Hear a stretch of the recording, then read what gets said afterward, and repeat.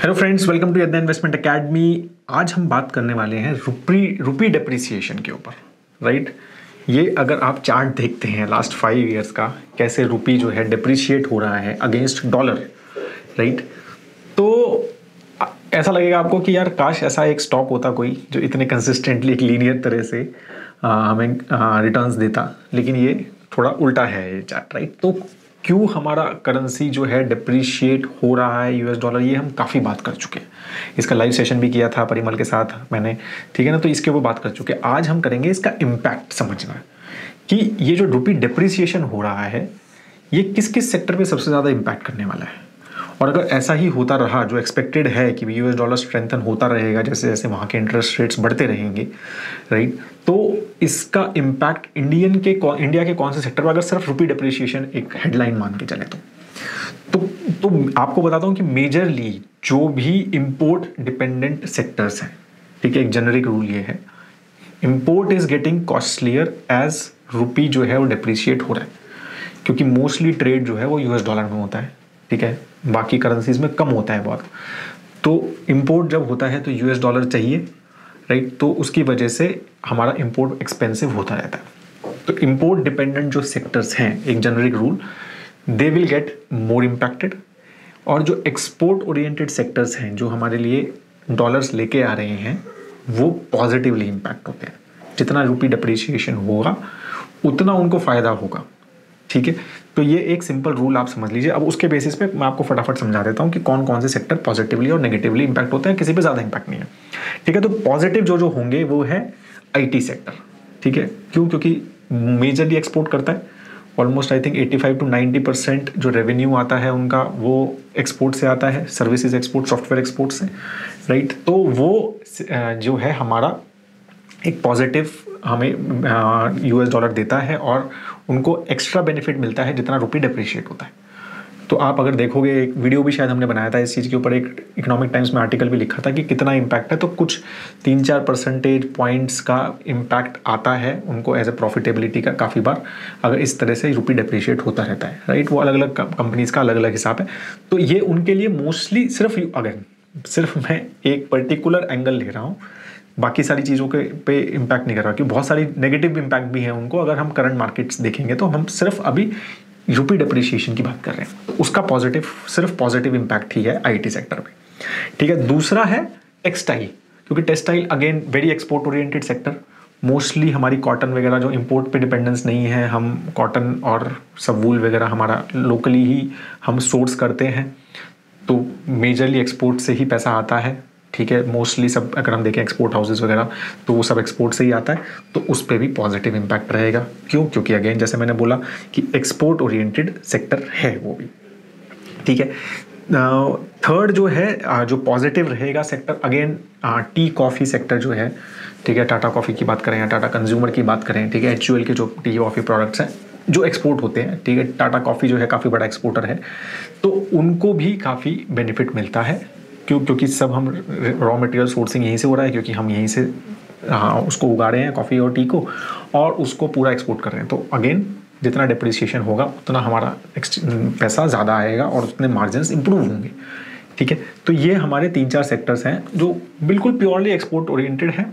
Domestically हम कुछ भी इंपोर्ट नहीं करते उसको एक्सपोर्ट करने के लिए, ठीक है। हम यहीं से सब कुछ सोर्स करते हैं डोमेस्टिकली और दे देते हैं, ठीक है। अब सेकंड टाइप जो सेक्टर्स हैं जो हम इंपोर्ट भी करते हैं और फिर उसको एक्सपोर्ट करते हैं, जैसे फार्मा में क्या है, 60% के आसपास जो मोस्टली डेटा है, 60 to 100 बोलते हैं कई, राइट, बट एग्जैक्ट डेटा नहीं है। बट हमारा API जो फार्मा हम दवाइयाँ बनाते हैं तो उसका जो मेन इंग्रेडिएंट है, API जो बोलते हैं, एक्टिव फार्मास्यूटिकल इंग्रेडिएंट, वो मोस्टली चाइना से इम्पोर्ट होता है।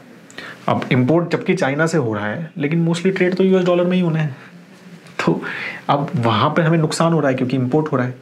और फिर हम मोस्टली जब अब उन ड्रग्स को एक्सपोर्ट करते हैं, क्योंकि India is a big exporter of pharma, तो यूएस और यूरोप में हमारा काफ़ी बड़ा, अगर आप मेजर बड़ी कंपनीज देखोगे, डीवीज देखोगे, ठीक है, डॉक्टर रेड्डीज देखोगे, सिप्ला देखोगे, तो मेजर उनका जो पोर्शन ऑफ रेवेन्यू आता है वो एक्सपोर्ट से आता है, ये हमें पता ही है।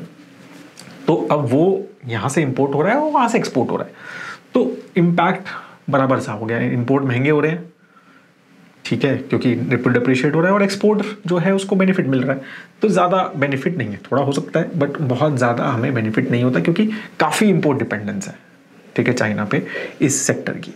ठीक है, दूसरा है ऑटो सेक्टर, अगेन सेम चीज़ है कि इंपोर्ट डिपेंडेंट है काफ़ी सारा रॉ मटेरियल हमारा, ठीक है, तो उसकी वजह से जो है हम एक्सपोर्ट भी बहुत ज़्यादा एक्सपोर्ट नहीं है ऑटो सेक्टर में है, मतलब बढ़ रहा है डेफिनेटली। अगर आप टू व्हीलर्स और फोर व्हीलर्स और मतलब मारुति का भी नंबर्स देखोगे और टू व्हीलर्स हीरो और बजाज ऑटो के नंबर्स भी देखोगे लास्ट 1-1.5 साल में, तो एक्सपोर्ट अच्छा खासा बढ़ा है, ठीक है। टीवीएस मोटर्स के भी अच्छा खासा एक्सपोर्ट्स बढ़ रहा है, तो बढ़ रहा है, वो बेनिफिट है, ठीक है, तो वहाँ पर उनको बेनिफिट मिलेगा। बट इंपोर्ट पे भी डिपेंडेंस है, काफ़ी सारा रॉ मटेरियल, काफ़ी सारी छोटे स्पेयर पार्ट्स वगैरह और बैटरीज, अगर हम ईवी वगैरह की बात करें तो काफ़ी सारा अभी भी एक इम्पोर्ट जो है वो होता है, तो ज़्यादा बराबर सा ही वो उसका इम्पैक्ट है, ठीक है।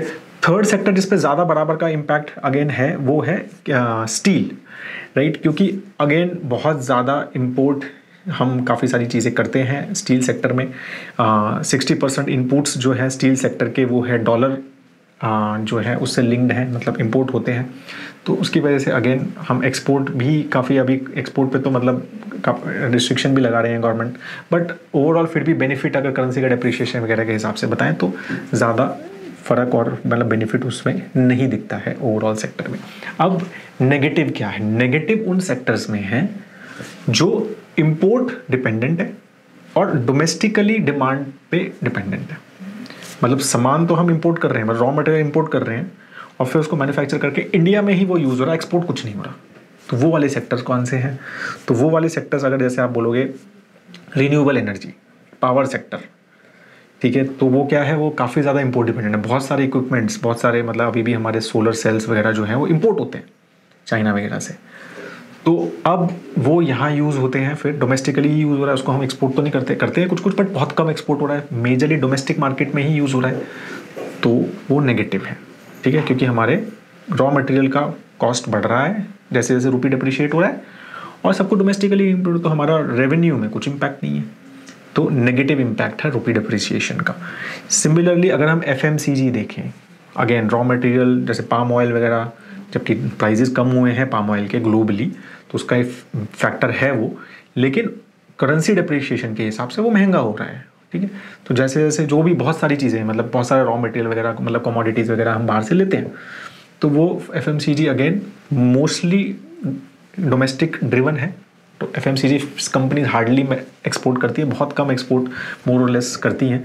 मेरे ख्याल से गोदरेज कंज्यूमर ही ऐसी कंपनी है जो सबसे ज़्यादा एक्सपोर्ट करती है अगर हम FMCG मेजर्स में बात करें तो, बट मेजरली सभी 80-90% डोमेस्टिक ड्रिवन है, तो इंपोर्ट हो रहा है और डोमेस्टिक तो नेगेटिव, ठीक है।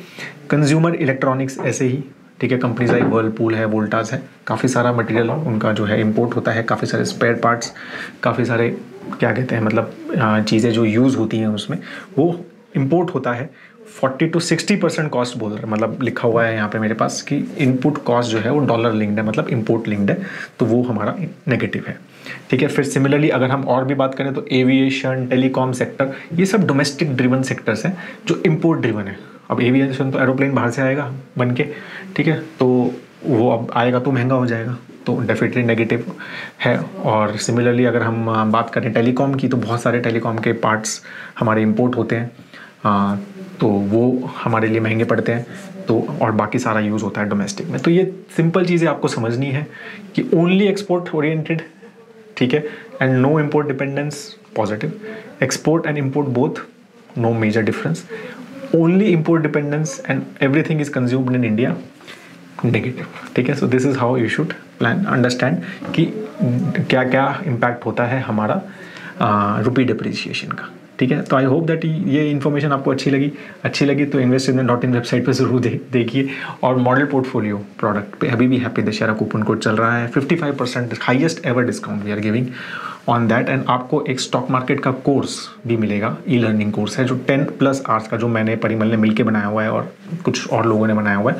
बहुत इंटरेस्टिंग कोर्स है, वो कम्प्लीटली कॉम्प्लीमेंट्री मिलता है अगर आप उसको हैप्पी दशहरा कूपन कोड को मॉडल पोर्टफोलियोज हमारा प्रोडक्ट लेंगे। बहुत इंटरेस्टिंग प्रोडक्ट है, वेरी वेरी नाइस। आप जाके वीडियो भी देख सकते हैं कि प्रोडक्ट कैसे काम करता है, हमारे चैनल पे भी है, तो ज़रूर उसको चेक करें। आपको इस टाइप की वीडियोस और कुछ इंटरेस्टिंग समझ आता है या कुछ और कमेंट है इसके ऊपर, तो नीचे कमेंट सेक्शन में ज़रूर लिखिए। और कोई टॉपिक आपको लगता है कि I should work on, comment section में ज़रूर लिखिए। जाते जाते लाइक ज़रूर कीजिएगा वीडियो को। हैव अ ग्रेट टाइम है दोस्तों, जय हिंद।